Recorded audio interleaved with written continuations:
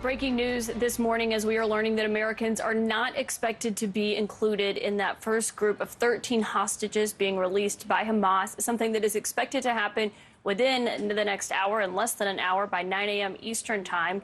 A U.S. official telling CNN that they do remain hopeful there will be Americans among the initial group of 50 hostages that are set to be released over the next 4 days, but right now not part of this group today. For more on what we do expect, I want to bring in senior advisor to Israeli Prime Minister Benjamin Netanyahu, Mark Regev. Mr. Regev, thank you for being here. Is that accurate? Is that what you have heard as well, that no Americans are expected to be in this group of 13 released today? I can't go into that. We're under strict instructions not even to hint about the identities of the 13 people that should be released today. We're not counting, as the previous one of your guests said, we're not counting our chickens before they're hatched. We won't be saying anything until we actually see who is here in Israel after they've been released. Then we'll be releasing the names and all the information necessary. But until it happens, we're waiting. There's a sense of anticipation, and we know who we're dealing with, Hamas. And so once again, until they're in Israel on their own soil, we're not going to be saying anything.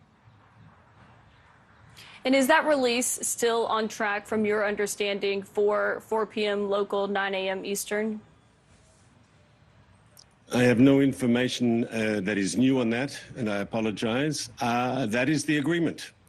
And, you know, it doesn't matter if you're 80% there or 90% there. You have to be 100%. It's binary. It's either yes or no. Will they be in Israel this afternoon, as has been promised, or will they not? And that's the only important question. You just mentioned what you can release once they are confirmed to be back, and I think everyone can understand why that information would not be put out there beforehand, because you don't want to jeopardize this deal. But once they are safely back in Israel, if that happens, does Israel plan to announce that, yes, they have returned, they have made it back, and they are safe?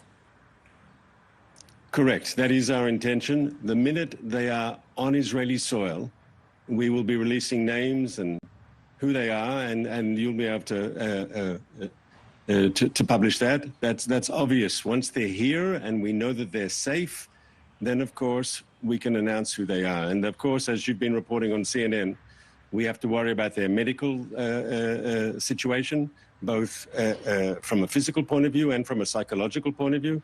Anyone who's been almost 50 days being held hostage, it's obviously a traumatic experience, but think about the young, tender age of some of the people we expect to be released. How's it for a child? So we have to be very careful. We have to make sure that these people get the treatment that they need, as I say, both physical and psychological, that we're working with the loved ones, as you've reported on CNN, to make their landing in Israel as comfortable and as helpful as is possible. And Mr. Regev, obviously this is an ongoing process. This is expected to be hostages released each day in exchange for the Palestinian prisoners released each day. We have been watching one of the prisons where we believe some of these Israeli prisoners, Palestinian prisoners being held in Israel, are expected to be released. When it comes to those daily lists that are being swapped between Israel and Hamas of who is expected to be released the next day, when does Israel expect to get those every day? Is there a certain time period? I think what happened in the past is what we expect to happen in the future, though I can't guarantee anything in the name of Hamas, of course. We know who we're dealing with, a brutal terrorist organization. So we'll take it as it comes. But the understandings reached, negotiated with the help of the United States, specifically my Prime Minister praised President Biden for his hands-on approach on this. The understandings say over 4 days, as you've reported, 50 people will be released. This 13 coming today, that's the commitment. 13 today, that's just the first grouping of the 50. We must remember that though we're really happy that we'll see 13 people today, and hopefully in the next 4 days the number will reach 50, there's a sadness also, because 190 are being left behind. And who knows what their fate is, and we're worried about them. And I think anyone who is rational would worry about them because Hamas is holding them, and we know what Hamas is capable of. Well, so once again, slowly, given that, Mr. Regev, with caution. We've heard from, because you mentioned the other hostages, and this is important, the Prime Minister said that the Red Cross would be able to go in and tend to the other hostages that are not part of this group that are being released. There's been some skepticism, I think, over whether or not they're actually going to be able to go in and do that. Is that still part of this agreement, that the Red Cross will be able to go into Gaza to be able to evaluate these other hostages? Well, let's be clear. That's the obligation of the International Committee of the Red Cross. That's their job. And if Hamas has not allowed that to happen until now, that's another one of their war crimes. But yes, that was in the original deal. I remember that very clearly. Okay, so we'll see if it does go forward. Based on what you've seen, now that we are 12 hours in, a little over 12 hours, is this deal, is this truce between Israel and Hamas holding? I suppose everything's a matter of expectations. And I suppose we could say it's holding as good as can be expected. And yeah, you've seen it's the quiet has returned in the main, and that's a good thing. We wanted this humanitarian pause to facilitate the release of our people. And we want this to go ahead without any glitches. Yes, we want to see those 50 people out in over the next 4 days.